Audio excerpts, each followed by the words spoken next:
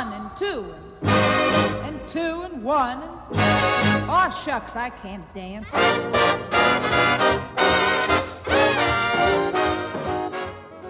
Hello, welcome everybody to Up and Go with Muffins.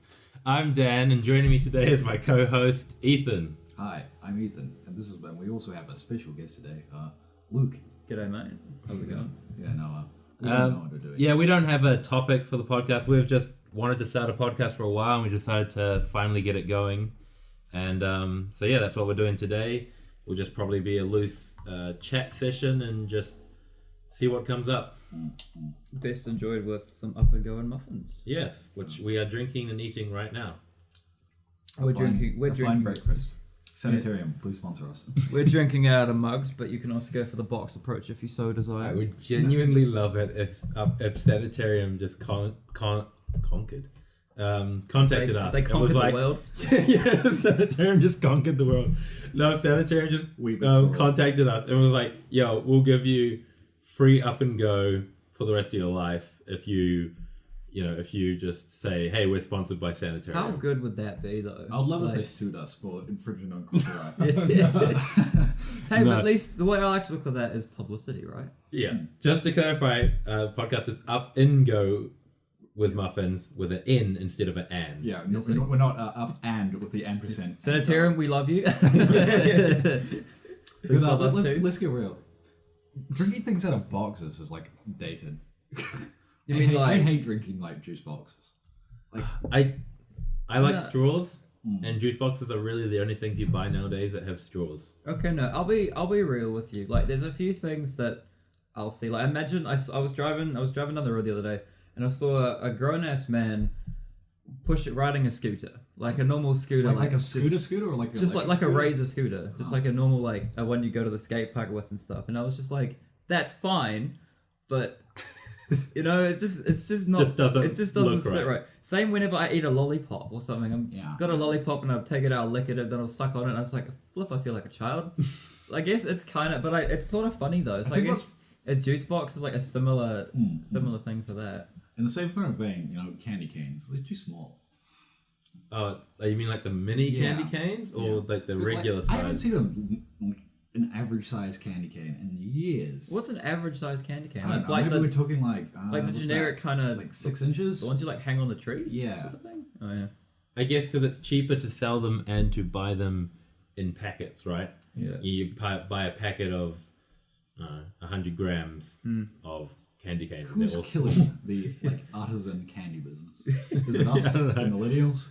Did you guys ever have? Because the generic candy cane, I think we can all agree is the red and white one. Yeah. Is it mint flavor? Is it peppermint or spearmint? It's peppermint, right? I think it's not spearmint. It would be green if it was spearmint. No, yeah, it's peppermint. Did you guys ever have the ones that were a lot more rainbow colored, but they were brown in the middle? Yeah, and they kind of were fruity. Did you ever try those, Daniel? No, we had we had the brown ones, but we also had the rainbow colored ones. I don't think they were the same. Maybe I'm imagining things, but I'm sure I had it wasn't fully rainbow. It was like a darker color of the spectrum. There was dark greens and reds and blues, I think, but it was brown on the inside. Probably just you licking and it. I bring it up because I didn't like the colors. You're perhaps correct. But... No, I only liked the peppermint, basic. I think peppermint is the worst mint. I'm gonna go on a limb. Peppermint's like a trash mint. Spearmint's good. I'll be honest. If you handed me a mint and you just told me it was a mint, I'd have it and I'd be like, "Oh, this is a mint." I think I will agree. I wouldn't say mint. peppermint's trash, but I will go to say that of the mints, it is the worst one. If you're picking spearmint gum, if you're picking peppermint gum and mints over spearmint, something's wrong. If you unironically enjoy the blue Mentos, you can go. What's just a regular mint? What's peppermint would probably be your most common. What are white Mentos? Peppermint. Oh, the one I just made a joke about being terrible. Yeah, that one. Okay, no, I like peppermint. Well, that's understandable, Daniel. I'm sure we can put aside our differences. Speaking of, but then the only thing. Spearmint's good, but did you ever have those little spearmint leaves? You know those gummy leaves? Yeah, but those were slightly spearmint, but they had a tang of that aniseed. Oh, you're right. Yeah, I mean, I remember I always like hated those things, but then one day that's all at this. I was at a function or something, and they had like every so often there'd be a little bowl of those things, and I was like, well, I'm hungry. I feel like I was there. What was that at? I don't know, but I think we both. I ate so many of those things. After hating them, I ate about. I must have had like 20 of the stupid things, and then I can safely say I've now never had one since. I still don't like them. Not the I like spearmint things. I like now, spearmint. so. I like spearmint, like the spearmint Mentos. Those are good. But not those gummy lolly spearmint things. Yeah. Is that a Kiwi thing? It might be. It might be. Because like gummy crocodiles, that's a Kiwi thing, isn't it? Yeah. Yeah. I remember I used to get like one of the big at the, like a gummy fish crocodiles. at fish and chips place. You get a massive gummy crocodile. No, my most vivid gummy crocodile memory was that it was at Lake Taupo at the camp we used to go stay there like once a year with our church, and they had a vending machine that had like the big packet of gummy crocodiles. And I was like, "Oh, Mum, could we get a gummy crocodile?" She's like, "After we go to the beach and you've had a run," I was like, "Yeah, get our crocodile." Surely the smart thing to do would be give you the crocodile so you can have your sugar high off the food dye and sugar, and then like kill yourself at the beach. And but going back to mints real quick, because you were talking about the white peppermint. You know what I mean. What about the Imperials? Did you ever try those ones, like the green Imperials? Really tiny. No, they were quite big. No, they almost like look like a urinal cake. Sort of, but smaller. They were like I imagine they were a little bit bigger than Mentos, and I think those are quite nice. Pascal, weren't they? Yeah, I think it is a Kiwi thing. It's either Allen's or Pascal. I prefer the Mentos shape and texture though. Yeah, there's no crunch. Like I'll be honest, I went through a phase. I was heavily addicted to. There's a crunch if you crunch them straight away. Yeah, that's true. But no, I was heavily addicted to the Eclipse mints for a while. And then, like, I used to buy... I've got heaps and heaps and heaps of those metal containers, like, in my drawers and stuff. Yeah. But then, when they rolled out the chewy ones... Did you guys ever get the chewy Eclipse mints? I used to eat those, like, a pack a day. Same. They're so good. Especially the fruity ones. Like, I liked the chewiness, because it started off as, like, chewy sweet, and then it got, like, minty, and you're like, oh... You know what's, like, awful? What's that... pack of gum, the yellow one, juicy something. Juicy fruit. Oh, yeah. Juicy. Like the first two crunches are pretty tasty, but then it just got like awful. So quick. What about I was gonna ask about some kind of the whole like with mints in general. Do you guys like the whole thing when you have a mint or you brush your teeth or something and you get that like cold breath? Yes. You breathe in and like your ears real cold or something? Yeah. The menthol tea tree. Yeah, the menthol tea tree sort of. Speaking of that kind of vein, I tell you what I love is I enjoy drinking orange juice just after brushing my teeth. Ooh. See, I'll agree. It is. I don't mind that, but if I like am going to bed at night or wake up in the morning or something, I have to drink water before I brush my teeth, because if you use minty toothpaste and you drink especially if it's cold water, which I much would rather have my fridge. That. It hurts, bro. I feel like I'm torturing myself. Great. It just gets so like you're drinking, your throat's just like, what are you doing? And I'm like, I don't know, I'm thirsty. It's just water.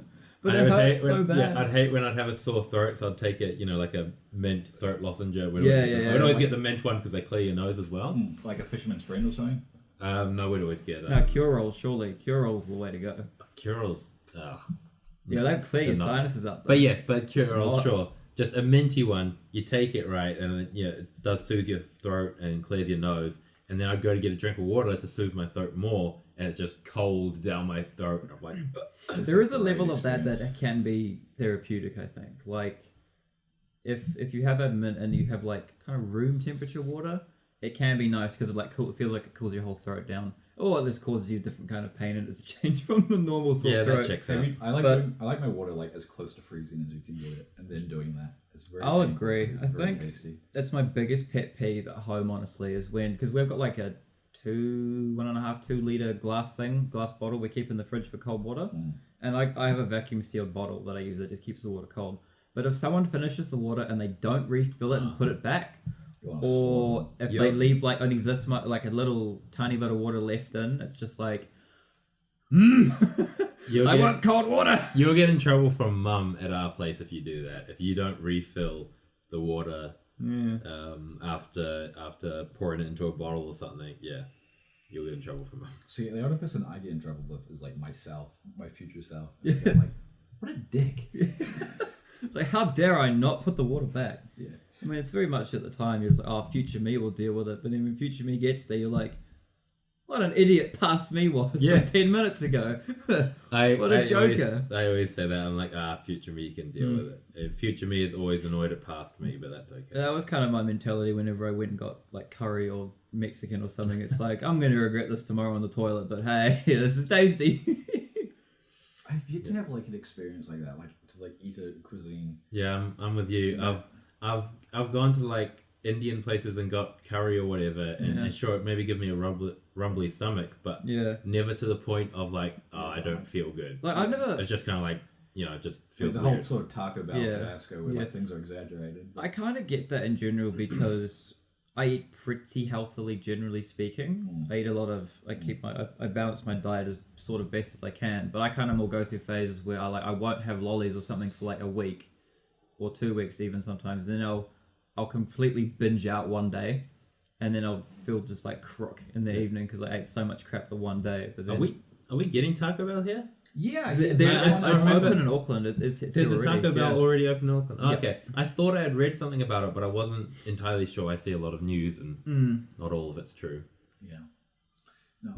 There's an In-N-Out coming as well. Actually, In-N-Out. We're getting In-N-Out here as well. I've heard like you guys mention In-N-Out, but I really don't know a lot about it. It's California only, I think. I'm pretty sure it's only. No, I'm pretty sure there's a few different places. I think it's well, maybe not California, but I'm pretty sure it's West Coast only, West Coast of the states. So maybe like Oregon and Washington as well. Is it just another fast food? It's another fast food chain, but it's they're notoriously cheap, but also nice. Okay. Like when I was in the States, I think I paid $7, maybe $7 US. So no, what was this now? It was about $4. It was like $6, I think, for a good burger, like the equivalent of like a triple cheeseburger from Macca's here, but American sized. And then no offense, and then a big thing of chips as well. Huh. Okay. Yeah, so they are mainly on the southwest Okay. coast, but I mean it's not just California; they bleed in and out. Yeah. When I meant California, I meant the West Coast, but yeah. I'd be keen for another fast food because it's not something I'd like go queue up for, like the weird people here. Like when Krispy Kreme came here and Taco Bell and stuff, and people are like queuing up outside. The poor staff. Someone Miriam knew, I believe, queued up. Miriam's my sister. Queued up almost a whole day, to wait for a Krispy Kreme donut. I'm like, Dunkin' Donuts is just as good. Oh, that's controversial. I'd say no, but you get Krispy Kreme at BP. Is it BP that does Krispy Kreme now? Yeah. I've had a Krispy Kreme. I've had a Bavarian cream Krispy Kreme. I've had a normal chocolate glaze Krispy Kreme, and I'm like, yeah, the high. It's just a donut. Yeah. The mid-tier donuts or the lower end, sort of like the average donut, they're the same. But when you start getting to the higher end stuff, which you don't really get over here, it's mainly in Australia. Because I think that's why a lot of people were excited because I remember when I was a kid, and I would be over in Aussie, there'd be a 7-Eleven, and I'd go down and get like a Slurpee, is it? Yeah, Slurpee. I think Krispy Kremes, and they were like I spent like $12 a day, and it was great. Yeah, but that was like a fortune when I was a child. Yeah, I think Krispy Kreme and Dunkin' Donuts, you can't really compare them. They're both donuts, but they're good for different reasons. Like personally, I prefer Krispy Kreme's dough. But I'll eat it, but I don't really like their original, quote unquote, original flavored glazing that much. Oh, I like it, but I don't love it. I wouldn't. It's not something a lot of my friends, they'll stop at Krispy Kreme whenever they drive past, and I'm just like, nah. Surely just like icing sugar and kind of melted and it'll be it's some kind of sugar gets clear when you kind of. I guess with water, maybe. Yeah, with hot water and mix it up, it goes. Yeah, either way, like they're Krispy Kreme's original glaze. I like it, but I don't. Specifically Krispy Kreme's. Yeah, it's Krispy Kreme's original glaze. Okay. I can't say about that. Yeah, they're known for their original glazed donuts. You go and you grab a donut. Like I don't like it that much. Yeah, so I was listening to a podcast, Death by Monsters, where they do like conspiracy Shout stuff. out. And yeah, Isn't shout out that to like Death a by terrible Monsters. episode of Doctor Who? No, that's Love and Monsters. That's Love and Monsters. Yeah, that is a terrible episode. Of Doctor Who. Is that the No, TARDIS Death by one? Monsters is a really good podcast. I actually recommend you guys listen to it. I really enjoy it. Hang on, just for clarity, is the Death and Monsters one where the TARDIS becomes a person? No, Love and Monsters. Sorry, yeah, that one. No. Where they go outside the universe? No, is Love it? and Monsters is where you've got that Absorbaloff guy where he touches people Oh, and sucks it into it. yeah. Okay, I remember. I remember. Exactly. It's a Yeah, it's no, a that bad one- episode. The one when Doctor becomes a person is great. The TARDIS becomes a becomes person. No, what I was going to say is Kinda in kinky. there, one of the guys just went on a rant about donuts, and I could totally relate to what he was saying. He was saying, they make lots of fancy donuts now, where they put like lots of stuff on it, but like he just kind of wants, he just wants a donut, and like I'm pretty much the same. I just want a donut. I don't want these high-end fancy donuts. I just want a basic. My favorite donut is probably a chocolate glazed donut. See, what I think my favorite I'm a would be pink like and a sprinkles cinnamon, man like a myself. cinnamon donut, but it's really hard to get good cinnamon stuff. I find. No, okay, I'll be honest. I don't There like is- cinnamon in general, so Ooh, we need to change that, young man. We no, there's one donut at Krispy Kreme that they do here. It's the caramel. I don't remember exactly what it's called, but it's the oval one with the caramel thing, and it's got the couple lines of chocolate and then the little like sprinkle of almonds on the side. And it's full of. Do you know that one? Is this a Krispy Kreme? Yeah, it's a Krispy I've Kreme. only got And it's Krispy like Kremes from stuffed with like a BP. custard, right? More like a caramel sort of thing. Oh. It's there. I'll look it up and I'll show you guys a picture later. But that one I like. That one is one of the more. It's in like the mid range, and that one I do quite enjoy that one. Yeah, we've got this really good donut shop in the engineering core at our university. Yeah. And they've got this sort of chocolate and white chocolate one, which is real good. And they've got a caramel and something. It's like a salted caramel donut. It's really intense. What did we get from Starbucks the other day? White mochaccino. Well, that was a white chocolate mochaccino. That was nice. I can imagine a white chocolate donut being quite nice. Yeah. I think a good white chocolate donut would be like a white chocolate and raspberry one. Yeah. I think if you had like, I reckon if you had like a nice kind of sweet, a raspberry, not too sweet, but kind of. Well, actually, no, I reckon even if you more go for a strawberry. either strawberry or raspberry, but quite not bitter, tart, quite a nice, still sweet but tart kind of berry coulis or something on the inside, with a more of a white chocolatey, like a white chocolate glaze or something. I reckon that would be a good white chocolate donut. Yeah. I feel like strawberries normally are put with. I was gonna say they're normally put with normal dairy milk chocolate rather than white chocolate. I suppose that's you get a chocolate fountain with strawberries generally. Do you just guys have remember dairy milk? when Whittaker's did that block of white chocolate? They had the little bits of LMP. no, that was good too. But that's good for like a block. Yeah, yeah, could only get through one, not even. They did. It was the white chocolate and raspberry one. We had like little bits of like freeze dried raspberry in there. You'd be enjoying the white chocolate, and you get a little fizz as you get like one of the little raspberry bits. And that was nice. I liked that. So that's what you're imagining, kind of, but a donut. Yeah, so like a white chocolate donut, or a normal donut with like a white chocolate sauce, well not sauce, you know what I mean? Yeah. On top, but a kind of more tart, but still sweet to kind of counter the chocolate sort of thing. I think that would be nice. Staying on donuts, so my favorite donut is just a chocolate glazed donut. Yeah. But my least favorite donut is a chocolate donut. Yeah. When the You dough mean is when like the dough's chocolate? with the actual dough is like chocolatey. Yeah. I don't like that. I'm gonna be real with you. Like I don't mind chocolate, but the only thing I like chocolate is chocolate. If you know what I mean. Yeah. Like I don't really enjoy chocolate ice cream or chocolate milkshakes. Chocolate I like in the form of chocolate. I like chocolate milkshakes, but that's about it. Really. I don't mind a good old glass of chalky milk from time to time, but like, but no, I just Ethan, do you want to move in a little closer? Just looking at the levels, you're generally the quietest, just because you're a little bit further away. Yeah. I think it should still be fine, but yeah. That should be fine. Do you want to talk? Sorry, Ethan, you were going to say something quickly. Yeah. I was just going to. Speaking of donuts, there's a girl in Littleton, which is over on the harbour in Christchurch. Was she a little girl? She was out of high school. She dropped out of high school to make these donuts because she was so good at making them. They've got this gourmet shop in Littleton, and they would sell it by like 2:00 every day. And I was talking to some passengers because I drive essentially a taxi. And it ended up being the girl's parents. So I was like, "Oh, if you're heading over to Littleton, you should check this place out." She's so hot, by the way. That's How good would that be? Should we talk a little bit about ourselves, like what we do, what we study, or I think that's a good opportunity too, because Ethan just mentioned driving someone around. Yeah. So why do you drive people around? I drive people around because it pays my bills. I'm not an Uber driver. No, okay. I shuttle people to and from the airport as my current payment of life.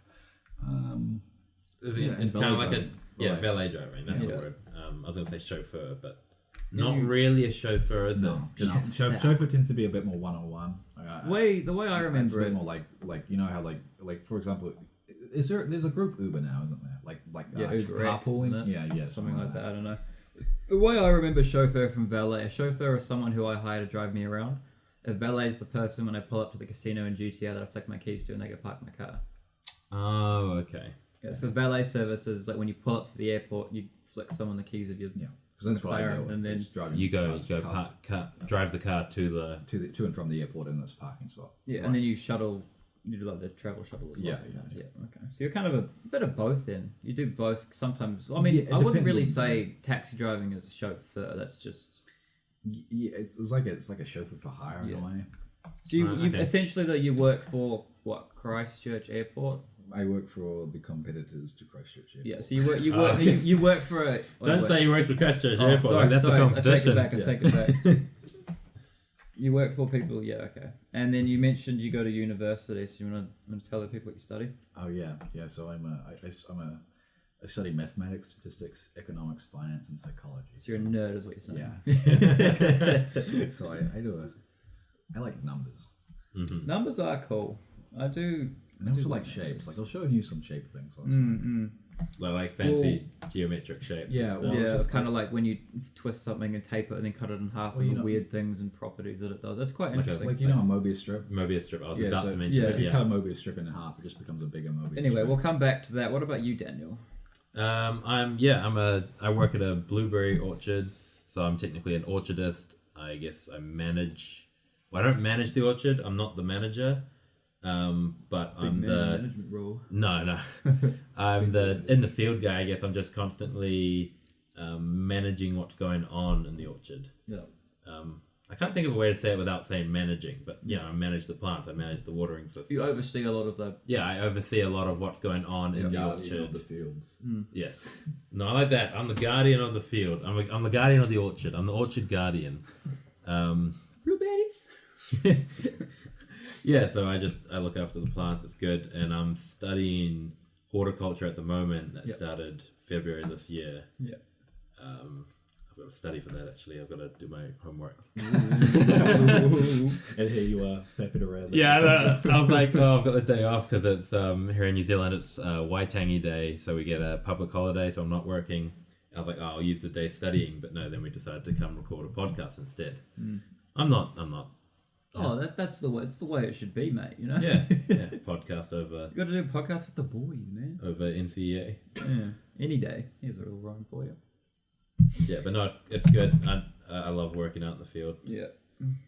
Unlike Ethan, who's a nerd and likes his math and numbers, I hate my math and numbers, and so I don't have to do a lot of that.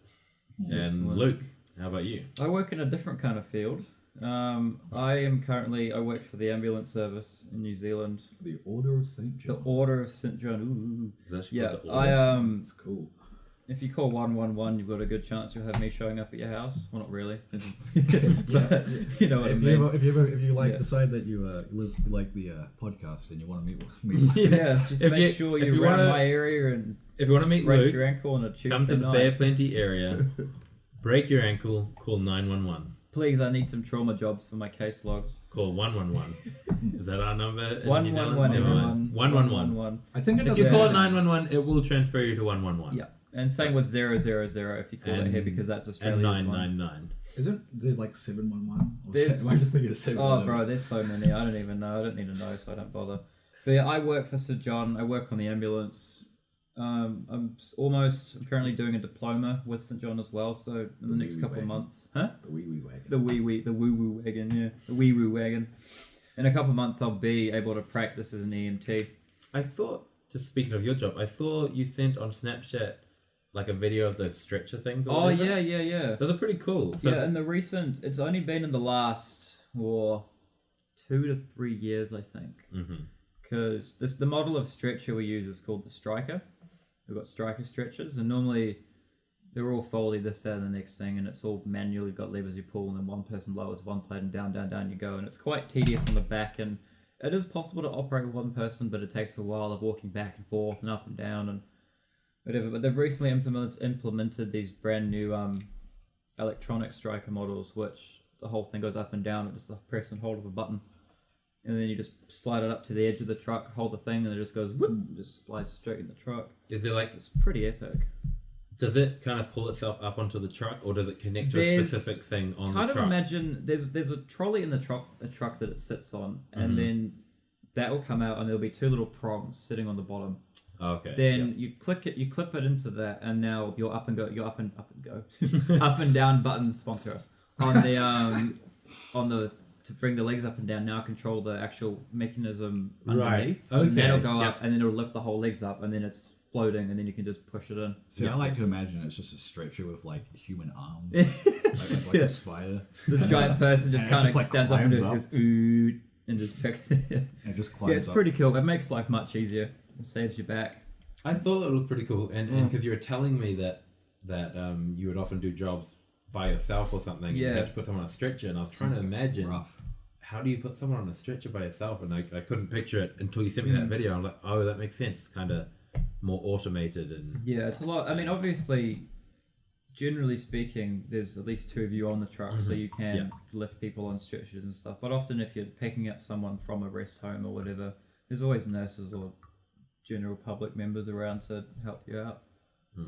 Yeah, so we have quite an array of war stories, if you will have it, on this podcast. We've got the businessman, the agriculture. Is that a real word? Horticulturist? I'm saying it's horticulture. The horticulture man and the medic man. And then A businessman, a paramedic, and a blueberry walk into a bar. A blueberry. Yeah, what a good example of a nice integrated culture. a specific, just a blueberry, not a blueberry worker. You know what's really refreshing is like a blueberry and Sprite. Have you actually had? Okay, yes, I like the frozen blueberries you get at McDonald's. Frozen. Frozen blueberry Fantas. Yeah. That you get at McDonald's. One of sometimes. those things you can pick different flavors. Or Yeah, whatever. yeah. I'll be perfectly honest with you. It's only been in the last year or two that I've actually started enjoying blueberries. Like, Yeah. I've I always never liked them as a liked- kid either. For me, it's Raspberries. been how long have I been working at my job? He went when my boss was like, "So do you like blueberries?" And I was like, "Mate, I love them. Well, how long for? Right now? Please hire me." No, and I was always average about blueberries, but that's just because I'm put off on berries in general. I don't like raspberries. I don't like strawberries. I don't Why like is that? boysenberries. Do you have a It's story the texture. as to I'm why? not. Yeah, I'm not. I'm just not a big fan of What the about texture. passion fruit? Do you like passion fruit? fruit? Yeah. Yeah, passion fruit. But have you eaten a passion fruit? Like a passion Even fruit? with the lots of No. seeds and the kind of more gooey No, texture. I do not like the seeds of the Okay, passion fruit. okay. Like your mum, Ethan, she once had like a passion fruit sauce that had no Yeah. seeds. Oh. And that was delicious. But I like the passion fruit flavor. And I like most flavors. I like raspberry flavors, like raspberry drink or whatever. Raspberry I'm not big on. Haven't really had any boysenberry stuff, to be honest. And I like Doing boysenberry Ripple ice cream. That's a Kiwi classic. Yes, okay, I've had that, but I don't like Does the that ice count? cream. Boysenberry's like a blackberry, but a little bit less tart. I think is a good way to Yeah. way to remember it. I don't like blackberries. Yeah. I like the strawberry flavor, but I don't like strawberries. So I was always just kind of meh about blueberries because I'm not a big fan It's of just berries in another general. berry. But then I started working at the orchard and we had some berries. And I was like, oh, I mean, they're kind of closer to grapes than they are to most berries. Yeah, kind of. Yeah. Honestly, Like, grapes are good. yeah. Like, Do you know what my favorite thing to do with grapes is? Just eat stick them. I like to keep them in the freezer. Yeah. And Oh yeah, then you put them in drinks and stuff. No, then you just eat them, and they because they don't. It just freezes the moisture in them, but they're not like it's not like eating ice, but it's also like soft ice. It's real If refreshing. you like in summer. frozen grapes, I'll recommend what I used to do when I was a kid. I'd take a mandarin. I'd pull as much of the white of that off as I could. Yeah, I'd break it apart into its segments and I'd freeze those. That was nice. Yeah, I reckon Frozen that's pretty nutcheese, mandarins. I grew up calling it a nutchie because that's Afrikaans for it. But Those are good. Frozen nachos are fantastic. Yeah. I was gonna ask you, Ethan, have you tried the Eureka blueberries? No, I haven't. I don't eat a lot of berries, to be honest. No. Eureka's the So the Eureka's the specific variety, variety that we grow in our orchard. And they're the big. They're larger than. They're larger than an average berry. Yeah. Average blueberry. Not your average berry. A good sized Eureka would be about the size of an Up and Go cap. Okay. So really, the 1 liter. Yeah, that 1 liter. I've seen bigger than that. You get bigger than that. That's kind of an average, good size Eureka blueberry. Anyway, but they're tastier. They're much tastier than your regular By blueberry. tasty, do you mean like the intensity of the flavor, or they're just sweeter? The intensity of the flavor. Yeah. They're more flavoursome. See, I think talking about berries and you saying you're kind of meh towards them. So you do. I like berries and always have, but you do get hit and miss berries. Oh yes, certainly. Like for sure. Like I've had raspberries. I'm like, oh, these are nice, and then I'll get ones where the texture's nice, but there's just no flavour here or whatever. For me, that's always been watermelon.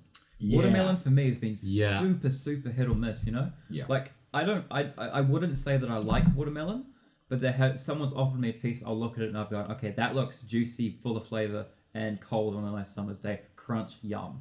But a lot of the time, it's... Because watermelon has a watermelon flavour, but a lot of the times when I've had watermelon, it's literally crunchy water. You know, there's no flavour or... Yeah. I find watermelon, that's the thing for me, it's super, super hit or miss. It is very... So I generally just won't try it. Inconsistent. Yeah, I'm a huge fan of the flavour. I love honeydew, rock melon, and watermelon. I don't really like those melons though. I've never really been a fan. I like their flavours in ice blocks. Yeah. You know those Korean ice blocks you like, the square ones? Yeah. Those are good. I still like the mango better than the honey melon, but honey melon is also pretty nice. Mango just all But yes, an actual honey melon... No, I'm not talking about the actual fruit. The actual fruit is, but the flavoring, like I love the essence, especially when you like cook it or you have it with like vanilla ice cream or you drill. Yeah, I mean, it's not even like for most people. I love watermelon candy. What about? Did you guys ever try? Speaking of melons and textures, lychees or lychees? I love lychee. Yeah. I call it lychee. I don't know how you say it. I've always got said introduced lychee. to by the Eggletons, and they say lychee. Yeah, that's how the South Africans say it. Well, they say lychee. They say lychee. That's the only way I've known. Well, that's the way I was introduced to it. I think the other way is lychee, but or something. I don't know. But I've always said lychee. I don't think I've ever eaten like the fruit, but are those like kind of star ones? I don't actually. I think so. I don't. Aren't they like the furry? No, it's a durian. They're not furries, no. No, I'm thinking of they're not furries. I think I'm thinking of durian, the stinky one. Yeah.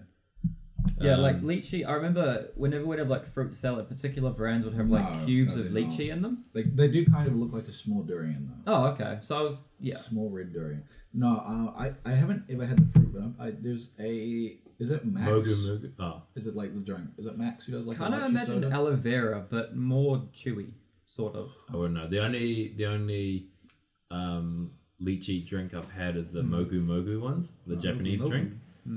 And so they have those like cubes of flavored coconut, I believe. I believe it's coconut, I think. And the lychee one is Guava's a big fan of guava. I love guava sorbet. Oh, guava sorbet and guava juice, that's nice. Okay, but here's the thing: it's like sorbet is like leagues better than ice cream, right? I think it depends. Like if you want, we got to have a debate on this. No, I'm shaking my head here. It depends on the cone. If I want a cone that is an ice cream cone, I'm getting ice cream. I want a fruity one. If I'm getting something in a bowl or like something to eat with a spoon, I'm getting gelato or sorbet. See, I like gelato on a cone but I don't like ice cream. This is a bad opinion for a New Zealander, but I think Tip Top is trash. I mean, haven't they been bought up by Tip Top's not by Sanitarium, is it? No, I like Sanitarium brand loyalty. Yours truly. Yeah. No, I like the Tip Top ice blocks, like a jelly tip ice block, or like some of those. But I don't like their tubs of ice cream. I think I just they never hit well. I'm not a big South. It's the same with smoothies. Yeah, I prefer more creamy type smoothies, right? So with ice cream too, with ice cream, I prefer more creamy type ice cream. Yeah. Right? Sorbet is generally more generally more fruity than creamy. Yeah, it's not very. It's I'm not just going to creamy at all, interrupt you there real quick, Daniel. No, just say how just, much I love Sanitarium's Up and Go drink, especially the vanilla flavor. As you can hear me pouring it right now, it's so tasty. It gets you going in the morning. Not sponsored, by the way. However, Sanitarium, if you'd like to sponsor us, our DMs are open. Did anybody have like a caramel one that they recently released? But Up and Go. They've only got on like the 500 mils, which is I'm not sure. I need to try like I was saying yesterday when we bought this, I need to try the Up and Go blends.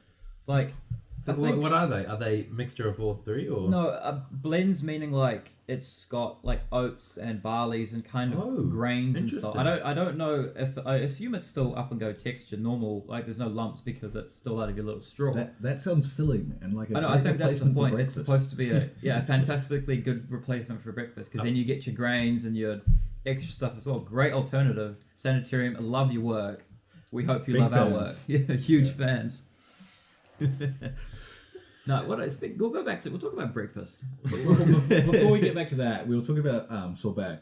Oh, sorry. And you said it's not cream. No, it's literally just sugar, water, and fruit. Mm-hmm. And like if you look at my vaping habits, I'm big fans of fruit. Like I'm always into fruit. Watermelon, grapes. Grapes. This grape sorbet is real good. I like fruit, but even then, if I want, say, mango ice cream, I want a creamy mango ice cream. See, I like if I wanted like mango, I think I would get like a mango sorbet or a mango lassi. If I want something creamy, I get mango. Different lassi. fruits though as well. Mango, stuff, like just fruity. You can get strawberries and cream lollies. You know those little red ones with the yellow. They're not white good. on the bottom. You can get stuff like that. So I wouldn't mind having a creamy strawberry or creamy mango or something. I wouldn't dream of having something like a kiwi, a creamy like apple. Something like that. Okay, Imagine, I can imagine that. But apple pie with whipped cream, like That's true, but then that's true. Just boiled apple in general. Yes, with but like also your cereal or something. I'll counteract that because I'd say the apples have been the whole structure. It still tastes like an apple, but there's so much cinnamon and nutmeg and that kind of stuff in there that it's a different apple. You know, look at this guy having rich apple pies. Yeah, we got God, what was it? Edams. Oh, we got Edmonds. Mum would just make. No. I'm talking about the pastry, like the puff pastry. Oh yeah, sure. Just Edmonds or puff even pastry. Pam's. Yeah. And then Pam's puff and pastry. you just got boiled Granny Smith apples and like slapped it in the oven. No, all right. Look, okay. My This guy, history. Okay. Cinnamon. I've volunteered for St. John for ages, and now I'm turning it into my actual paid career. But before I did ambulance full time, I was a chef for 3 years. Buddies. Yeah, I was a chef. I specialised in desserts and a bit of everything really. And I've got some qualifications in that stuff because I did a little bit after school. But yeah, just you can't not flavour stuff, you know. I'm sure Mum put flavoured when she. I don't really have apple pie as often as apple crumble, right? Yeah. Apple crumble Apple is crumble is just I've had apple pie, it's and a I'm staple like, thing. The only difference is the pastry, right? Yeah. Apple crumble, you normally get Oats. crumble rather than oat rather than a pastry. I wonder if that was like one of those things that was kind of like born out of like the Great Depression or something. Apple crumble, Yeah. or just crumble in general. Yeah, No, I crumble reckon- in general, like that type of dessert, where they kind of go, oh shit, Right. we can't. I feel we like can't that was afford- caused by an accident. It seems like the kind of thing where someone accidentally burnt their oats or whatever with whatever, and it went crust crispy. And they were like, "Hang on, I've made granola." I feel like it could be. I feel like both of those are like.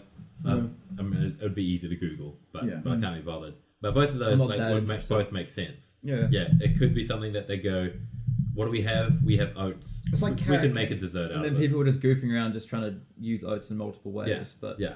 It's like, because as I understand carrot cake, it might sort of be one of those urban things that kind of go around the internet, but it's not true. Was the reason carrot cake is a thing is because the fruit's sweet, and sugar back in the medieval times was very, very rare and It's expensive. a vegetable, but yes. Did I say fruit? You said fruit. Huh. I believe carrots are I vegetable. love carrots, my favourite fruit. Yeah, my favorite fruit, carrots. But sorry, yeah, sugar was very rare, but carrots are very sweet, and so they used it as instead of sugar, and that's where you get carrot cake from. Interesting. I That like makes that. That's highly plausible. I mean, don't quote us. Google it. But We're not a history and fact podcast. Not yet. Don't come to us if you want to learn anything. Yeah. Unless you want to learn that Up and Go is the best breakfast drink you can have. Exactly. Up and Go is hands down the best. However, like I said before, I'm not really a chocolatey person, but I'm sure that if you like chocolate and you like breakfast, Up and Go chocolate is the one for you. I like how we're probably like the most. This is the most product placement in a podcast in a while, and we're not even. Just wait for us to start. Just wait for some us of to the start podcasts doing, I'm talking about. They put a lot of product placement in them. I'm looking at you, Death by Monsters. Shout out Death by Monsters. I doubt they'd listen to it, but if you did, that'd be awesome. Let me know. Yeah. Tweet them at. You don't have a Twitter yet, so you're have to just make a post if you listen to this on the Sporadically Bored Facebook page. Shout out to another podcast, and I'll see it. But no, they have a joke that they're sponsored by Chorus Banquet and a Honda Accord. Wait, they're sponsored by Honda Accord? Yeah. Oh, no, they're not, but they make the joke and they bring it up all the time. It's quite funny. I forgot the context. Speaking of podcasts, do you want to talk about some of our favorite podcasts? That'd be interesting. Because I don't know what you guys listen to. I know I've said to you at least 2 or 3 times before about Death by Monsters, just because I really enjoy it. Yeah. Can you give me a quick breakdown of Death by Monsters? Like a very, very quick TLDR. Death by Monsters is a podcast about monsters, mysteries, and the unknown. Okay. So they go through common Cthulhu mysteries and stuff. No. Actual, so not fictional ones. Oh, so like actual myths and actual myths. So the very first episode, I believe, was Bigfoot. Yeah, it's right. Like the I guess you could call Bigfoot fictional if you don't believe in Bigfoot. But as in stuff that is a theory. It's about like basically if I go back to Pop Tropica and I play the Crips Island, all that.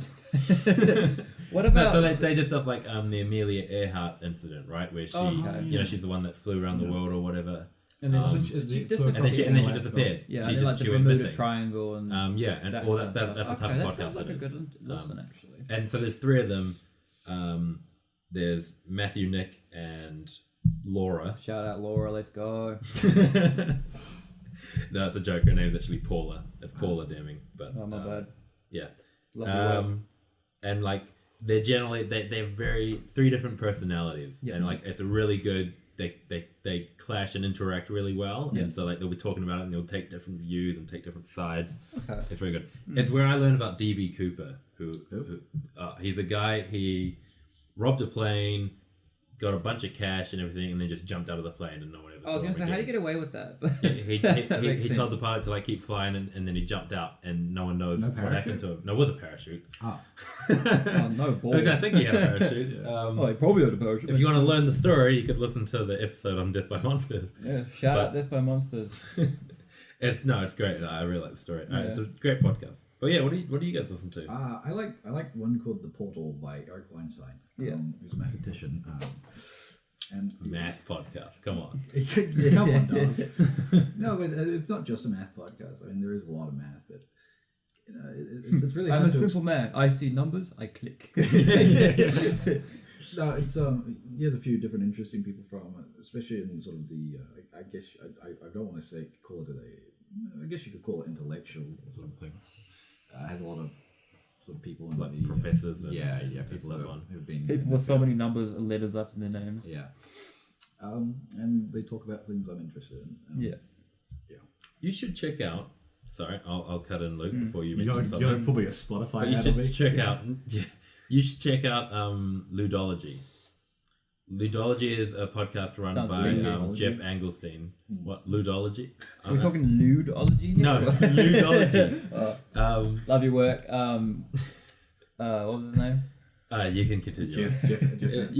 What do you listen to, Luke? Me. I like podcasts that make me chuckle, sort of thing. Like I don't. I like I've always been a fan of kind of YouTubers who like get together or make funny videos and stuff. So I've always been a fan.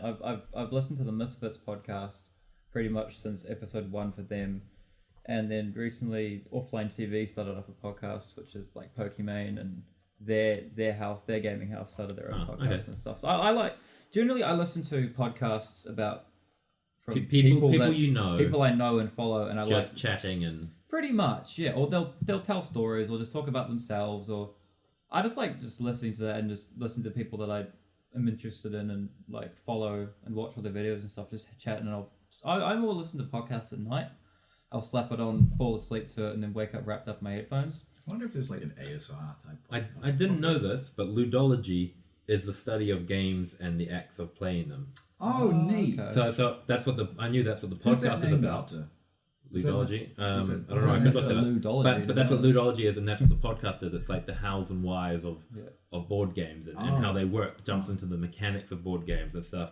So I listen to them occasionally. You know, I'm not that interested in math and stuff generally, so I don't listen to them very often. But Jeff Anglestein, one of the guys that runs it, he does a segment on the Dice Tower. Yes. Where he talks about it. And I always find those interesting. They're always interesting, and I feel like it's something you would particularly like, Ethan. I don't think you'd like it. Oh, there's this one DM. On what? There's one DM. I'm trying to remember his name. It does a good show. Can you just, for me, who's Must be not... your dad, actually. A dungeon master. Oh, of course, Dungeon Master. So that's like a game master for a role-playing game, but specifically for Dungeons and Dragons. So I'll just interject here quickly as well. Please do. So we're talking a lot about board games and dungeon masters and stuff. Daniel, do you want to talk a little bit about board games and your So I love board games. Out of the three of us, I'd definitely be the biggest board game. Would you agree with that, Ethan? Yeah, I would say so as well. See, the thing I about know I'm us, definitely bigger than you. We're all like we said, we've got three quite different personalities here. We all study different things. We're all from different backgrounds. We like the same stuff, but also we kind of specialize, have different hobbies in different areas. And my biggest hobby is easily board gaming. I love board games. I listen to a lot of board game podcasts, look up a lot of board game stuff on YouTube, and I'm just interested in board games in general. Ethan quite likes you'd mainly like the mechanics and the way board games work and stuff, which is why I recommend ludology to you. Yeah. And going back to what I was saying about there's a dungeon, because we're talking about podcasts. We like there's a guy named Matthew Colville. He's actually just started a Dune thing, which you might want to check out. Like a Dune role playing. I'm not sure if it's a Dune role playing. I think he's talking. He's either just talking about Dune. Okay. But no, so he's got. I think he publishes his games. He's also got. If you're an aspiring, if you like Dungeons and Dragons role playing games, he's a very good resource. And you never run a game. He's a very good resource to sort of learn how to build your. He's got lots of stuff on world building and just kind of how-to videos. Yeah, and he's got you learn a lot.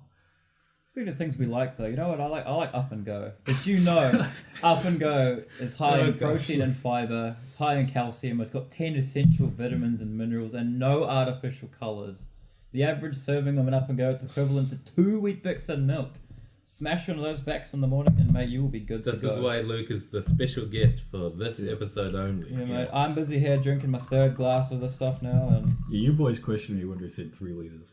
You're right. You probably could have bought another one, but I think this is enough. Oh, look, bro. Like, I'm just drinking it because it's here, because I just really love Up and Go. I mean, it's half a joke, but no, I genuinely do actually enjoy it. And I mentioned before, I think before we started recording, it's nice and thick. No, obviously, I'm memeing for the sake of the podcast, but also I do quite enjoy Up and Go. I'm a basic boy. I just like the vanilla one. I've never really been a super flavoured person. I like the strawberry one, I think. Yeah, that's my favourite. Anything I had to say about the strawberries, when we poured it in the glass and I didn't actually look at it, because normally I just suck it out the little tubes, I was like, goodness gracious. Careful, sanitarium might be listening. Your Up and Go looks like the custard from the Teletubbies. I can't even refute that. However, I don't remember. However, it is tasty. It is tasty. And like I said, never watched the Teletubbies. We didn't have a TV growing up. Well, we had a TV, but it wasn't connected to the satellite or anything. We don't have a TV now. We had TV when I was growing up, and I was a very avid watcher of the cartoons in the morning. But we don't actually have a TV. We have a TV, obviously, but it's not hooked up. Same as us. Yeah. It's not hooked up to anything. It's just hooked up to... I guess don't watch nowadays, TV. though, in general, TV is kind of dying, and it's more online streaming. Yeah. So we now watch Doctor Who, the latest season, on NZ On Demand. Yeah. That's literally a TV, channel online.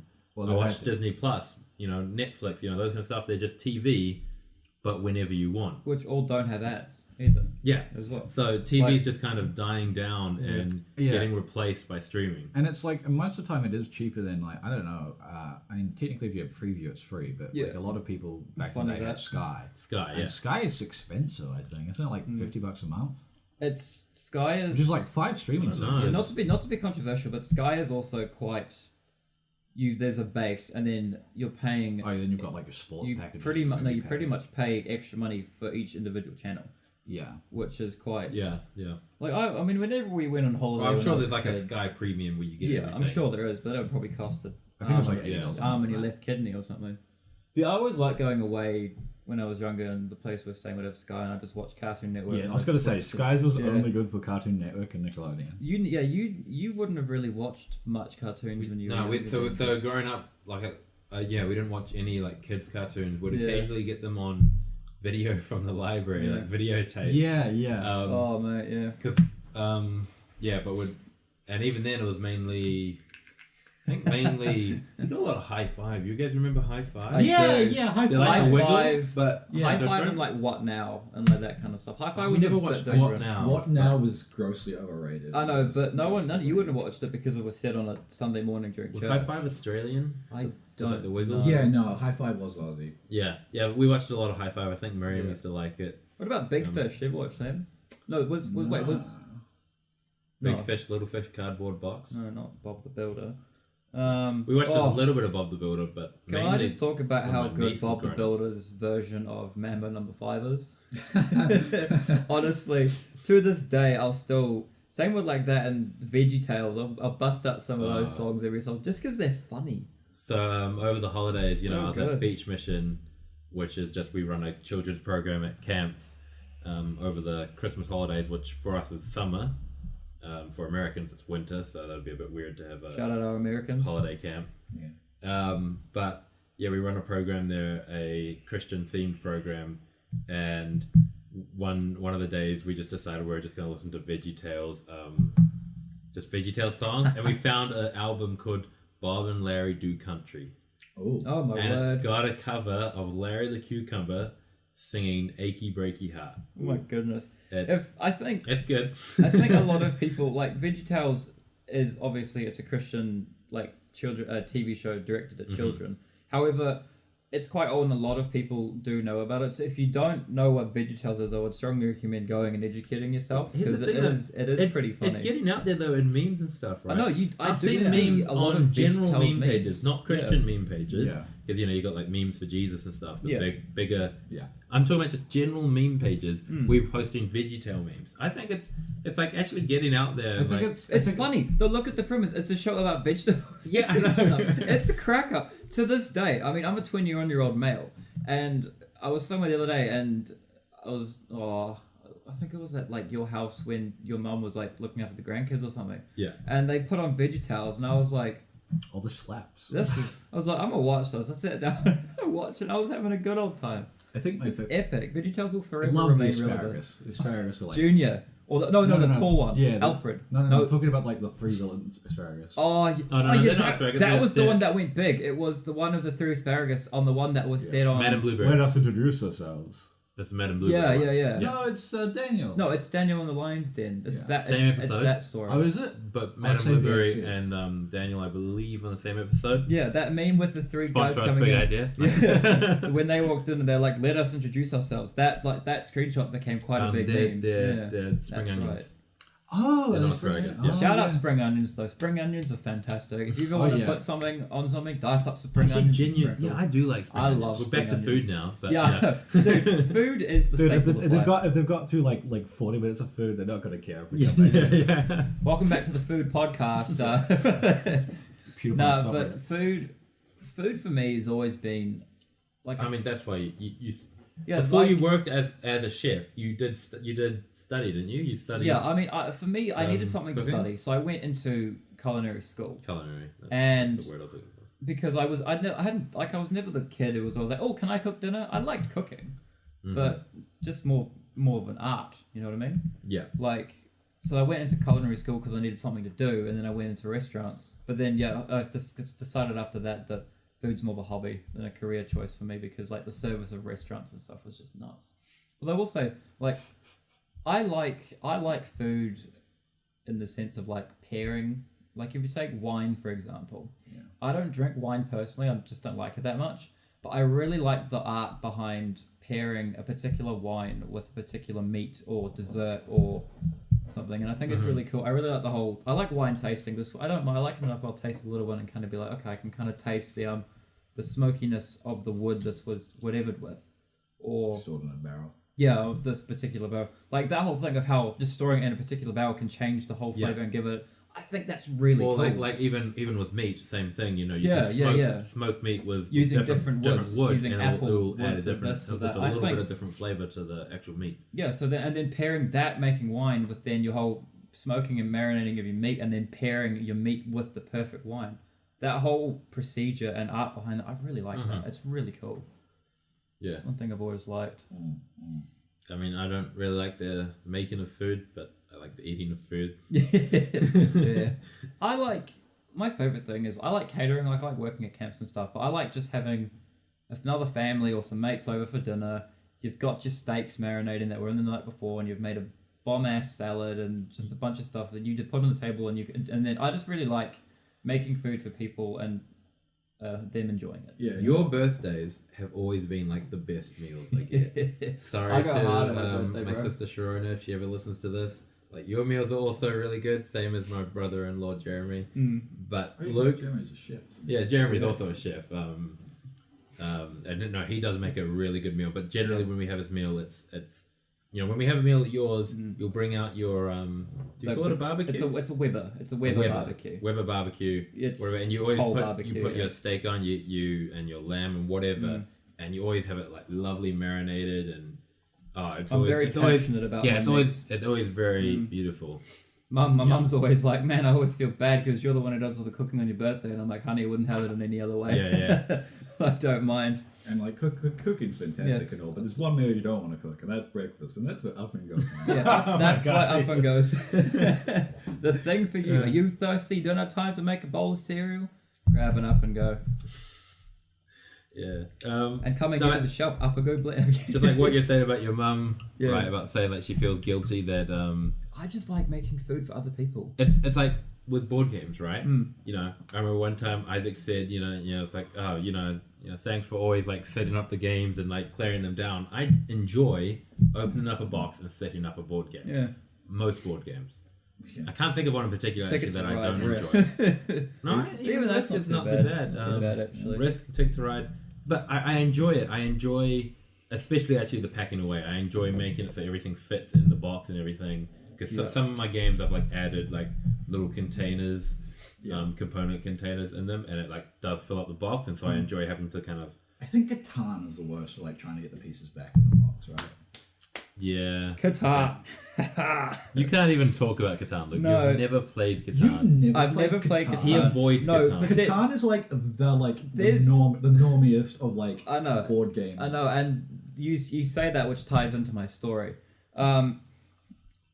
Catan for me, like it's always I hadn't played it, like I never played it as a kid, and then it was always like, oh Luke, you've never played Catan, you got to play Catan. I'm like, no, I don't want to play Catan, and everyone's like, no, you have to play it. I'm like, no, and they're like, yes, and I was like, no, and then eventually people are just trying to get me to play Catan, and I couldn't be bothered to learn a new game at the time because I knew it's not like complicated.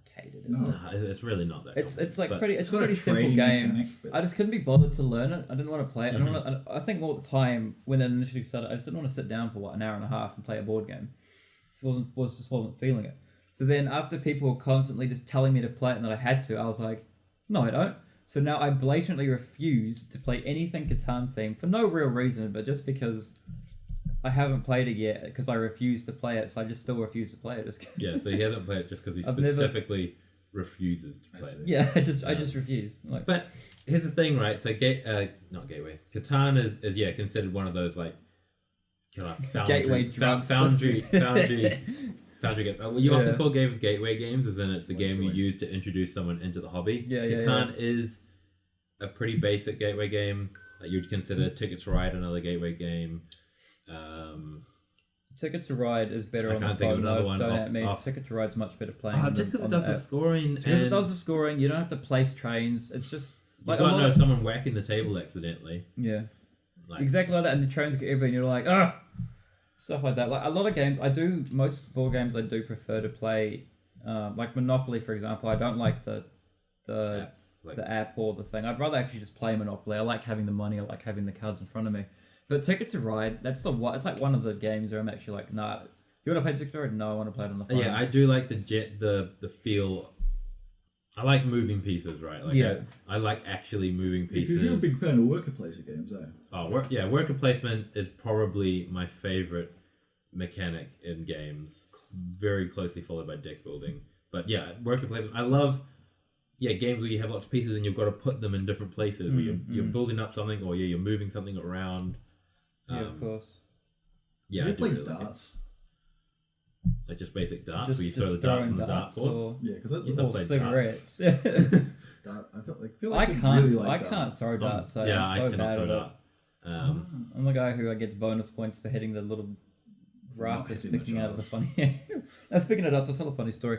We had a dartboard at our old house, and me and my brother we're being a bit silly with them. This was a good few years ago, so we were younger, but we were going further and further and further away from the dartboard till eventually, I'll set up the scene. The dartboard's in the garage on the wall at an angle, so to actually throw, we kind of had to, rather than walking directly out the garage, we kind of had to go back at like a kind of angle so we could still hit the dartboard. We weren't throwing at a parallel wall now, so perpendicular wall to us.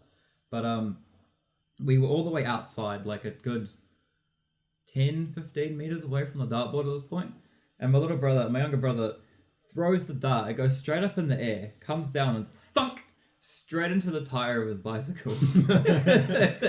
He looks at me, I look at him, and I'm like, well, that's not good. Well, that can't be good. Well, that ain't good. I was like, no, it's a trauma wound, leave it in. Oh, it was funny though. Mum comes out, she's like, what are you doing? And I'm like, oh. Darts and pool are two games. They're not board games, obviously, but they're two games that I enjoy just playing casually. I like going to the pub and playing a game of pool with.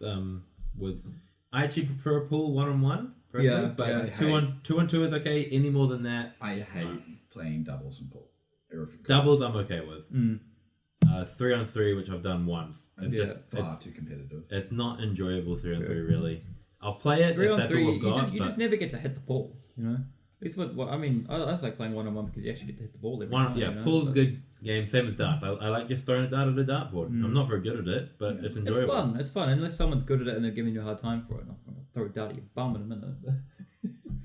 Have you ever had like an ambulance thing where you had someone like a dart stuck in them?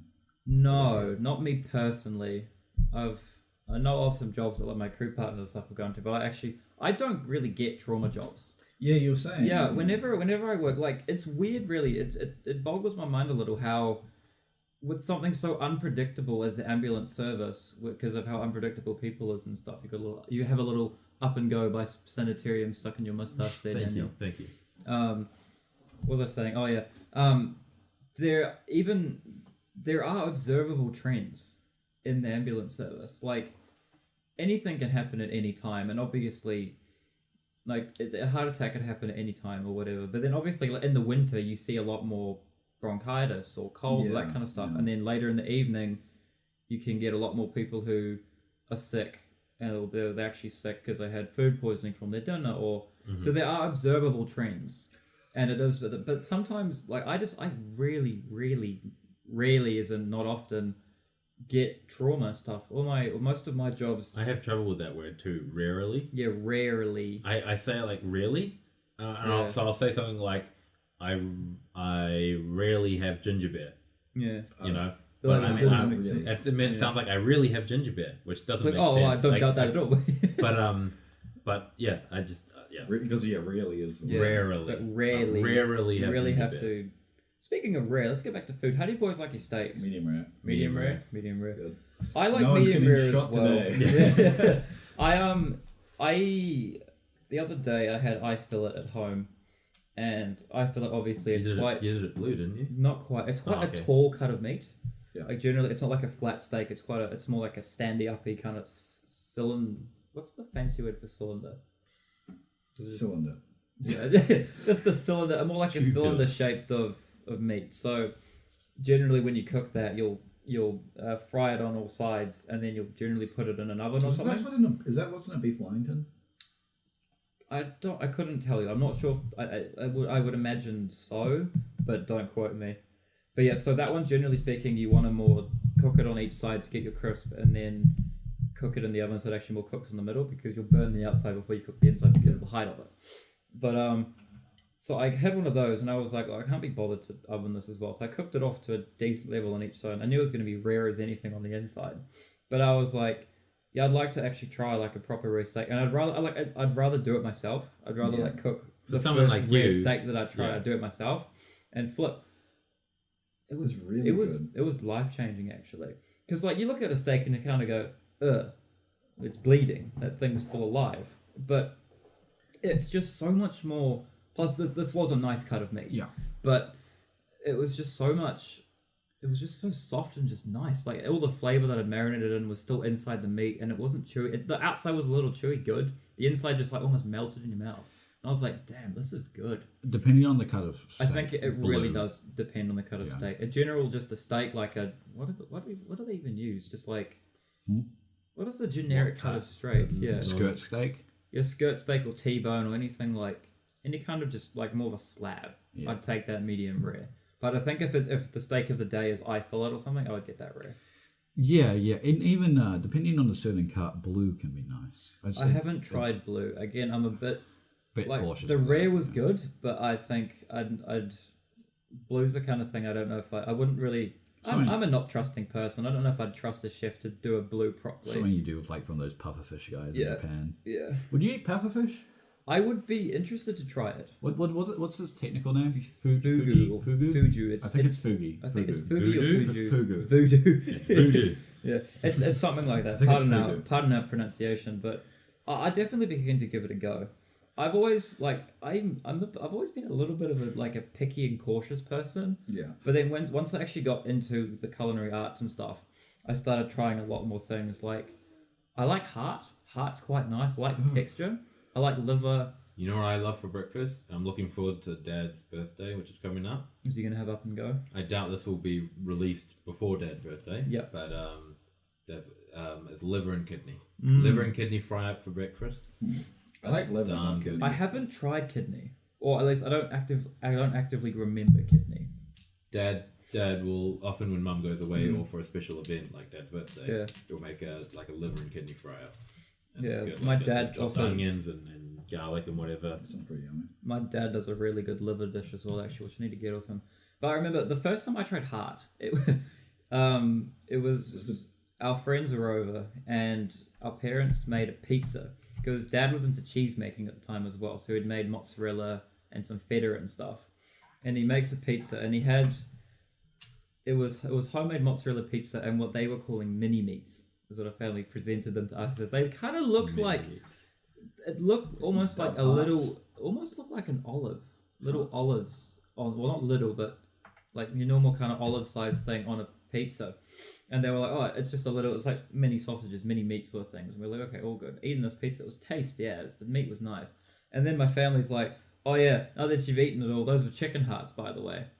And my friend was just like, I don't want to, yuck, that's so disgusting. Where I was just like, that was nice. It's just muscle. I liked that, yeah. Just a specific muscle. I recently tried snails or escargot. Really? Yeah. Because I've always wanted to try snails. I've always been like no desire to do so. No, okay. The way it tasted. Do you like calamari? I haven't really had too much. Have you had calamari? Squid? Oh yeah. Oh, we had it at I always get caviar and calamari mixed up. What's the place? Attila the Hun?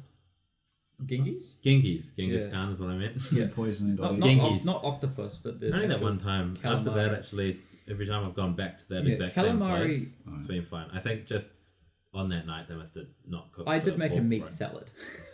Yeah, we did. But I did the second time we went back. Oh yeah, I think when we went with Ethan and Ben. Or something. Plus, we got to go again sometime. So yeah, we do. I like Genghis. Genghis is good. Shout out Attila the Hun. No, it's not Attila. It's Genghis Khan. Yeah, I know. What did I say? I don't know why I said Attila. You said Attila, and he was still in my brain. There's been like calamari is quite. For the last 10 seconds. Yeah. Calamari is like a super rubbery. You really have to marinate it. I like it. It's fried. Like we used to make it at work. Yeah, but it's got that. Hey, I'm seafood when you eat it taste. Where snails is like that same kind of rubbery texture, but it doesn't have the seafood flavor. What does it taste like? the way that I went to a South African restaurant who did it, and it's just loaded with cheese, garlic, and butter, and it is tasty. It's like your texture. I like the texture, so for me, it's not worried about the texture thing. But it's like, I don't know, it's just nice. It's tasty. I would love to go to, like, if I was going to travel the world, like go to around Europe and stuff, I'd probably do it as a food tour, right? Yeah. Sometimes you just got to grab life by the horns and eat it, you know? Yeah. Like I'd love to go to some Michelin star restaurants and then I think it's in Spain somewhere. I don't remember what it's called, but somewhere in Spain is currently what's rated the best restaurant in the world. I'd love to go there and like just try that, you know? Stuff of like, just speaking of places you want to go. I mentioned the other day, I really want to go to Galaxy's Edge in Disneyland. Yeah, the ride? No, the Star Wars. It's the Star Wars unit. That's got rides in it, and I do want to go on the Millennium Falcon and like pilot the Millennium Falcon. That'd be pretty dope. Famous spaceships. You've got the Millennium Falcon and the Enterprise, I guess. Right? I think those two are like ones. It's like how could you, if you enjoy either of those shows, how could you not want to pilot it? That's true. Unless you're scared of piloting. Yeah. But it's just a ride. It's not actually piloting it. But like if I could choose one place to go, it would probably be like if someone said right now, hey Daniel, here's lots of money. You can go spend a day anywhere in the world, but there's no travel time. You just appear there. Genuinely? Yep. The Great Canyon. Really? The one in the Grand Canyon? Grand Canyon. Yeah, What did I say? Great Canyon. Canyon. The Grand Canyon. I genuinely want to go to the Grand Canyon. That would be spectacular. Cool. There's some really good motorbike rides you can do around there. I know you're spooked by motorbikes. Yeah, I'm spooked by motorbikes too.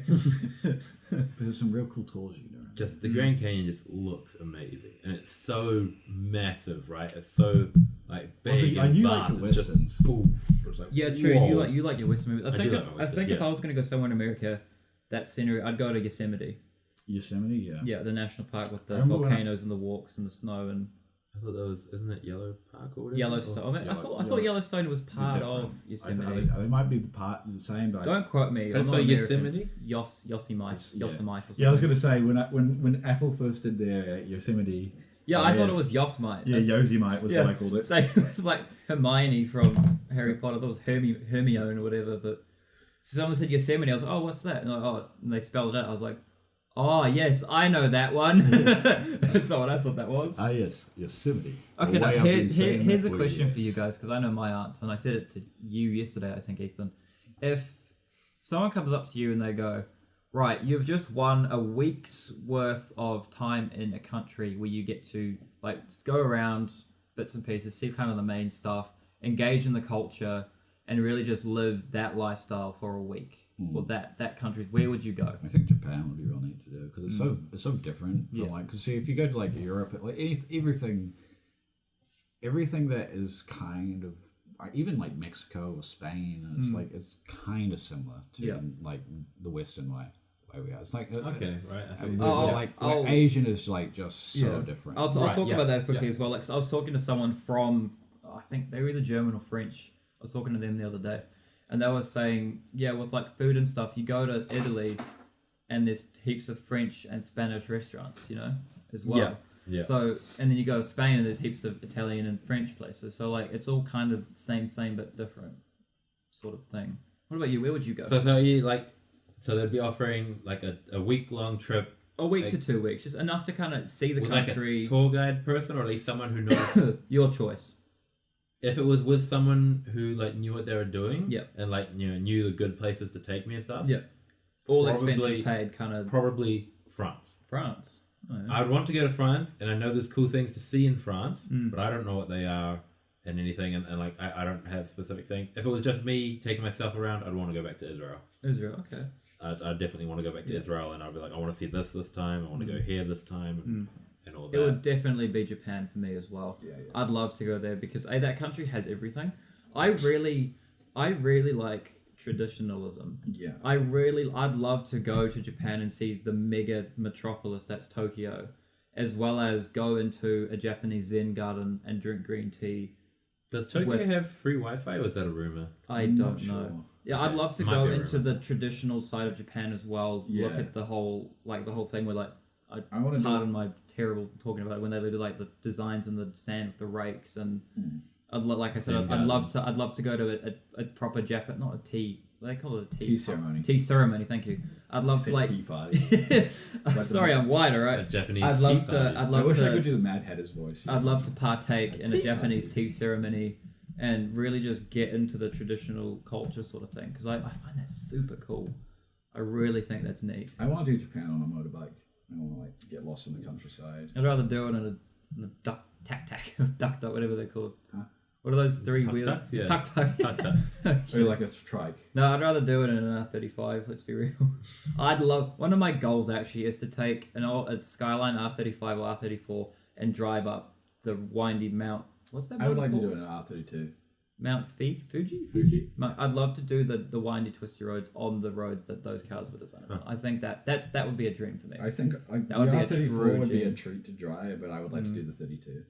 I'd love to take one of preferably R35, because that's my favorite car, but I'd love to take one of those typical JDM cars and just actually drive the Japanese countryside in my favorite Japanese car. That is one of my long-term goals. I'd love to do that. Yeah, that one. Ethan's just showing Daniel pictures. Daniel's not a car person. No, I like Daniel vintage can cars. appreciate a good car. I can love a good-looking car. Mainly vintage cars, but sure, like I showed you modern-day cars as well. Yeah. Have I shown you a Rolls-Royce Phantom first edition? Yes, of you have. 1925. Suicide doors and those things are kind of nuts. They were cool. That is something you have showed me. Yeah, More but in general, like it's just looks. I'm not interested in the way a car works. So the only cars I'm interested in, I go, ooh, that looks pretty. Yeah. I think you're like Morgan, like the Morgan Speedster, because what they are is they're new. They're cars that are new, but they're still built with the old designs, and so they look really good. So what kind of design? Oh, right. I see, like kind of like a convertible. Yeah, kind of old Ford kind of design. Oh, I see what you mean. Yeah. It's interesting. Look it up. It's kind of your stereotypical gangster car. Yeah. If you imagine a getaway gangster car, that's the car I'm seeing Don't right get now. in the back of the car.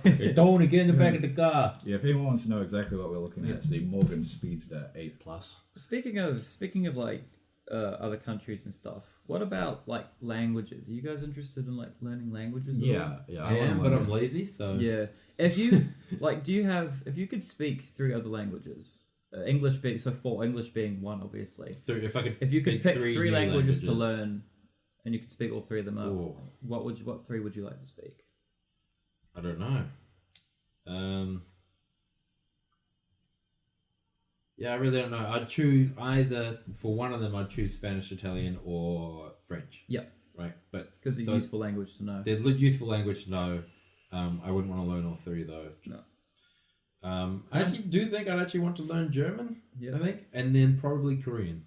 Yeah, it's a good mix. So I'm going to say Spanish, German, Korean. I'll say the thing, too, with European languages is like I was saying to Ethan again last night. Say I speak English and Spanish, and there's a French person who speaks French and Spanish. I can communicate with that person because our second language is both the same. Mm-hmm. So a lot of Europe, even if you only speak one of the European languages, plus there's still a high chance that they'll speak one of the other ones as a second language, which was kind of like, I thought Jonathan, one of my friends, pointed out to me the other day, and I was like, that's a good point. Yeah. Yeah, I'd like to learn Spanish, which I'm learning at the moment. After that, I'd like to learn Afrikaans because that's where my family comes from and stuff anyway. I'd like to learn the language. And then I'd be Japanese as a third one for me, just so I could speak in Asian. What are you learning at the moment, sorry? I'm learning Spanish. That's right, Yeah, I think I'd speak Japanese, French, and Russian. Russian or German, it's a hard one. The thing I find interesting about languages too is, like I said, I'm learning Spanish.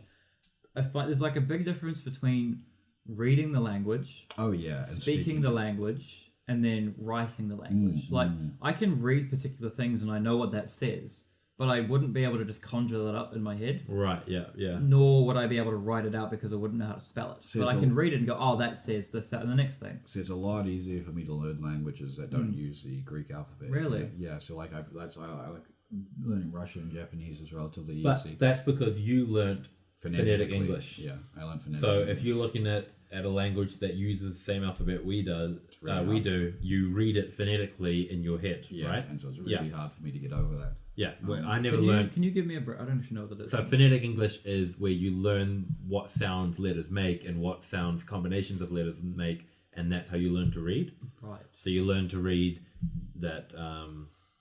I can't think of an example. You're the one that learned it. Yeah. I don't know. You might look like I kind of understand. apple. Like you might let's just use it for the A makes it a, and then the and then Ali makes it ill. Yeah. So because like Ali doesn't look, Ali would be like le. Yeah. But like that it says ill or apple. Like a Lee snack. But yeah, and so it's very hard for me to break. I can actually. It's just we started.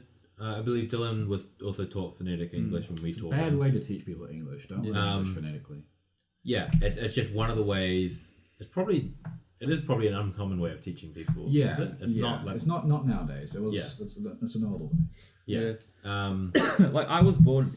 Excuse me. But yeah, you learn to sound out the words rather than just kind of learning that that's what the word is or whatever. And so it does make it harder to learn other languages when reading it because you're so used to you're making looking at that the word particular sound. and you're phonetically sounding it out in your head. Kind of like stopping you from going. I can't say I cannot pronounce the what people do we have here? The Maori. I can't say Maori. I always try to Maori. say it properly. Like you can say it properly, Daniel. Because technically you've got the Maori vowels. You got A, E, O, U. Yeah. Right. So A is A, the letter A. Yeah. A. It's just E is an I. A-E-I-O-U. So and O is O. And when you say it in one word, you're mixing it together. So M-A-O is A-O, and then the I is an E. Whenever so there's a vowel, whenever the there's a proper way I vowel, believe is Maori. yeah, Maori. whenever there's a vowel in Maori. Maori, You got Maori. yeah, that's the thing I've understood. Whenever there's a vowel, the vowel's always stopped and like specifically announced. Vowel sounds are also really useful for picking up regional accents because they're the things that differ. Like if the Americans and how they start speaking in their A's And their R's. And their R's interesting in the fact that it's not a vowel. But vowels is like the big the thing. main way of But like words, I'd say car, and then see, I say but the car. American They go car. Yeah, there's always an emphasis on the R. Their R's are like always like they're in the long vowel, the short vowel. But see the Midwest, or sorry, just sort of the flyover states, they've got a really neutral vowel sound, so I can never pick where they're from. So if someone's from the East Coast, because I speak to a lot of people in the tourist industry, especially East Coast, like California and stuff. No, that's East West Coast. Coast. East Coast is New York and Philadelphia and Florida. You said East Coast, and I said East Coast, but I was thinking West Coast. I was thinking of the Bay of Plenty. So I was thinking of the Imagine Dragons song West Coast. Yeah. Do you want to know a really neat fact about letters? You know how you've got uppercase and lowercase letters? Oh, lettuce. I thought you said lettuce. No, lettuce. Let's talk about lettuce. It's go back to food. You know, it's a food podcast. Do you know how there's like uppercase, not a food lowercase, podcast. capitals, and not capitals? Do you know why they're called uppercase and lowercase? I feel like I did once upon a time, but I don't. The reason is on the original printing press because each Yeah, you told me this. Yeah, it was a neat little fact. Each little letter was the metal casting of it, right? And then replace it, print it, swap the stuff out, replace it. The capitals were used less frequently. Right. And so the cases they were kept in, the capitals were kept on the top shelf because they were used less, and the ones on the lower shelf were the smaller letters which were used more regularly. It's cool, Uppercase, lowercase. Yeah, I think it's quite it's cool. just, I think it's a I cool love fact. little neat facts like that when you kind of it's just something you never think It's about. really Then you learn neat and you're when- like, oh, It's really neat when history Nifty. finds its way into language. And yeah. Like, we use, when you're teaching someone English, you're teaching how to write English, you're teaching them uppercase and lowercase letters. And that's because, like Luke said, they're called uppercase it was an and lowercase event that because- happened in history. Stuff. I love little niche facts like that. That like, if you know, sort of thing. You know, like I love just like I watch a lot of like my favorite YouTube channels and stuff. I really love Vsauce. I love Kutzkazat. All these like Vsauce is a meme, but honestly, I love that guy. Michael Stevens Michael is a shout out godsend. Michael. He's done great stuff. I've never watched Vsauce. Yeah, I mean that's fine. Just He just does super. He does some good nerd stuff with videos Adam Savage. It's mainly kind of like explaining stuff, isn't it? Like some of it, yeah. Kind of, but his videos are just so easy to follow along. I find anyway. He explains stuff well, and I love. I don't think you'll like his main stuff, but I think you'd like all the stuff he does with Adam Savage. Why? What's that? It's kind of more like about building things. Okay. And so it's a bit more practical. I've just always had like, I mean, I'm not like I've always like wanted to know like stuff, the questions that aren't normal. Like he does stuff like, what will we miss? Like what's going to probably predicted to happen in the next few billion years, or stuff like. Okay. Yeah. Like for example, there's a galaxy called Andromeda, which is moving towards, and it is predicted that in a very long period of time it'll get closer and closer, and eventually our galaxies are going to collide. The stuff like that that's just completely irrelevant to anyone. But I think my favorite video just would niche be stuff like that. Yeah, my favorite video would be Down. Which way's down? Yeah, because that one was a good one too. Which way is down? And he just answers the questions that you don't really think about. Then he says it, and you're like, interesting. Interesting. I didn't know I was interested in that. I didn't know I cared about that. And he did one like, what would happen if the sun suddenly just snapped off? It disappeared. If it just completely disappeared, we'd still see the sun for 8 minutes, even after it disappeared, because the sun's 8 light minutes away from the Earth. So even though the sun's gone, we'd still see the sun for 8 minutes, and then we'd still see the sun reflecting on Jupiter for another 12 minutes after that. Huh. And then he just answers like random questions like that no one really asked, but it's just, I love that kind of stuff, bro. It's so cool. Should we talk about that? I can see that I'll edit it up and bring everything up to the same level. And the reader up the top though, like the green bar, that's always been pretty decent. It's just the line that it's showing. Yeah, you don't worry about that. That's just things. We're just talking about the audio. Yeah, we're just talking about the audio reader. Like I said, this is our first time. I believe none of us have a history in making. Oh, you used to make Minecraft videos, didn't you, Ethan? How dare you bring that up? I didn't know that. I purged that from the internet. That was kind of a long time ago, but you did used to make Minecraft videos. We're talking like 2011, yeah. Yeah, I mean, me and my two, Sam and Cameron, we used to make little short, like 5 to 6 minute films together as well. Like some of the best ever. Even me, you, Miriam, Ethan, and Ben. Oh yeah, so my sister and Luke's brothers. Got a little Sony action shot, little 3 megapixel piece of crap. Video. Yeah, Mum, look what we made using movie maker transitions, all that kind of stuff. But none of us have what I was saying is none of us have a history in professional and making videos online and making audio podcasts. I probably have the most experience from just messing around. I'm kidding. No, okay. How good was YouTube back in 2011, 2012, 2013 when you wanted to know something about how to install? I don't know. It wouldn't have been OBS, but I'll use OBS as an example. Or no, Audacity, I guess would be a good one because Audacity is an old program, isn't it? Mm-hmm. How to install and use Audacity because you're a boomer and you're learning how to use a computer. And you click on a video. It starts off as like it flashes in as a color from Windows Movie Maker. And it's got text how to install. Yeah. There's like a groovy tune playing, and the guy's writing out on his notepad. He erases it all, writes out the next thing, and then he does it. Oh, how good were those videos? I remember those. With some kind of like groovy little track, you know. See, something I'm needing to. So I actually do want to get into movie making, but not filming. Yeah. I want to. Editing. Tabletopia. No, I do want to record stuff, but it won't be filming with a camera. It'll be screen recording what I'm doing on the laptop. Tabletopia? Yeah. I've done a bit of live streaming. Like, I've streamed for a good 30, 40 hours. That's true, you do have a streaming. I did have I've got like... You don't really stream as often anymore. No, mainly because I'd rather just vibe with the boys, I mean, we're all... The other thing we haven't talked... We're all quite avid gamers. We all play different games. Like, the one thing we all play, and we do play together, is League of Legends. Oh god. But whereas I've got almost 1,000 hours on Counter-Strike. I play heaps of Grand Theft Auto and stuff like that. So League of Legends is the main. League of Legends is the game we all play here, but we all the main play, online game I play. Things. I can't really think of any other ones that I would. I'm trying to get him into Counter-Strike, but nah, Counter-Strike. I've played one match, I believe. I think I mostly enjoy Counter-Strike because I enjoy the people that I play it with. I like private I've got a matches. very good online community that I hang out and game with. I like private matches on Counter-Strike. I don't like playing competitive with you guys. Yeah.